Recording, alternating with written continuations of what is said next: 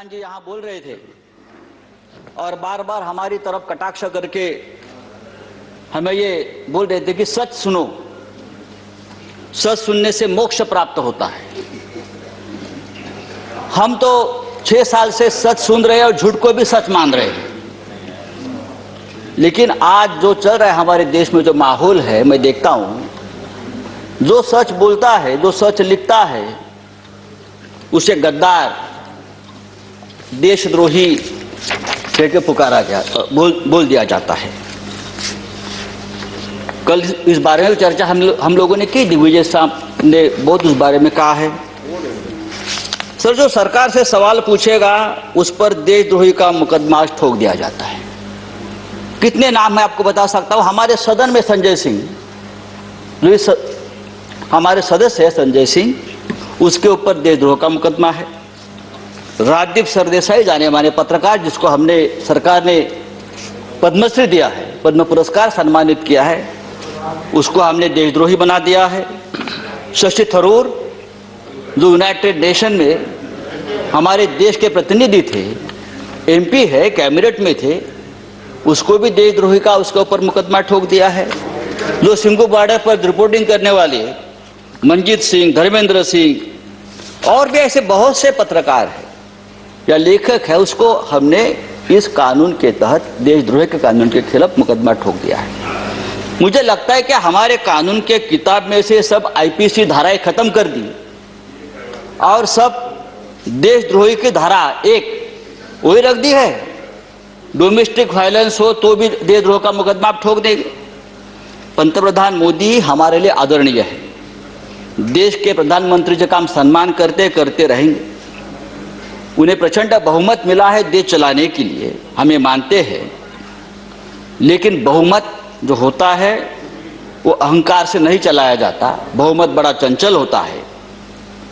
हमारे मराठी के एक संत है तुकाराम, संत तुकाराम, उसने कहा है, निंदकाचे घर असावे शेजारी। उसका मतलब है जो आपका निंदक है, जो आपके ऊपर क्रिटिसाइज करता है, आपको आईना दिखाता है, वो आपके आसपास रहना चाहिए, उसका घर आपके बगल में रहे। लेकिन आज ऐसा है कि जो निंदा करे, जो टीका करे, आप उसको बदनाम कर देते हो। जैसे किसान आंदोलन, जिस तरह से इस किसान आंदोलन को भी बदनाम करने की कोशिश या साजिश चल रही है, मुझे लगता है देश के प्रतिष्ठा के लिए ठीक नहीं है, किसानों के लिए ठीक नहीं है, हम सब के लिए ठीक नहीं है। 26 जनवरी को लाल किले पर तिरंगे का अपमान हुआ, उससे हमारे प्रधानमंत्री बहुत दुखी हो गए, पूरा देश दुखी हो गया। लेकिन लाल किले पर तिरंगे का अपमान करने वाला जो कोई दीप सिद्धू है, वो कौन है, किसका आदमी है, उस बारे में तो आप नहीं बताते। वो किसका आदमी है, उसको किसने ताकत दी है, ये सिद्धू अब तक पकड़ा नहीं गया। लेकिन 200 से ज्यादा किसान इस प्रकरण में तिहाड़ जेल में बंद है और उनके ऊपर देशद्रोह का मुकदमा चल रहा है। 100 से ज्यादा आंदोलक जो युवा है वो लापता है, वो कहां है, पुलिस ने उसका क्या किया, उसका एनकाउंटर किया है, क्या क्या है, मार दिया, वो पता नहीं है। तो ये जो है ये देशद्रोही है, अपने हक के लिए लड़ते हैं।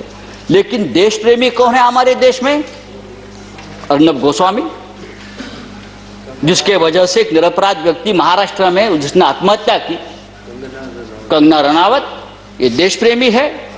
राष्ट्रीय नेशनल सिक्योरिटी ऑफिशियल सीक्रेट संदर्भात, उस संदर्भ में उसने जो सामने लाया है, पूरा ऑफिशियल सीक्रेट तोड़ दिया हमारा।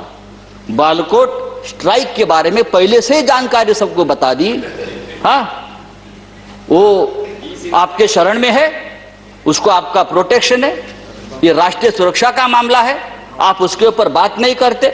और यही आदमी, यह अर्नब गोस्वामी, जो हमारे मंत्री बैठे हैं वहां, प्रकाश जावड़ेकर जी, हम उसका आदर करते हैं, हमारे महाराष्ट्र से, क्या लिखा उसके बारे में, प्रकाश जी के बारे में, जो उसने पूरा जो आप संभाषण, जो डायलॉग आया है ना, तो एक कैबिनेट को भी ये ठीक नहीं है, हमारे सरकार को ठीक नहीं। एक मंत्री के बारे में एक टीवी एंकर जिस भाषा का इस्तेमाल करते, अरे हम छोड़, हम राजनीति में, हमारे बारे में आप कुछ भी बोलो, हम सहन लेंगे। लेकिन एक कैबिनेट में एक हमारे मंत्री है, उस बारे में जो बात करती है, और आपको शर्म आनी चाहिए सबको, आप उसको शरण दे रखिए। तो ये जो चल रहा है ये नहीं चलेगा सर। राष्ट्रपति जी ने अपने संबोधन में कहा है, भारत जब जब एकजुट हुआ है तब तब उसने असंभव से लगने वाले लक्ष्यों को प्राप्त किया है। एकजुटता की बात की है। अगर ये बात सच है तो गत 3 महीनों से दिल्ली के सीमा पर किसान आंदोलन की एकजुटता तोड़ने में सरकार क्यों लगी है? संजय जी, हजारों किसान आपका 6 मिनट गाजीपुर सिंगू बॉर्डर पर अपने हक के लिए लड़ रहे हैं, और आप इस एकजुटता में आपको देशद्रोह दिखता है।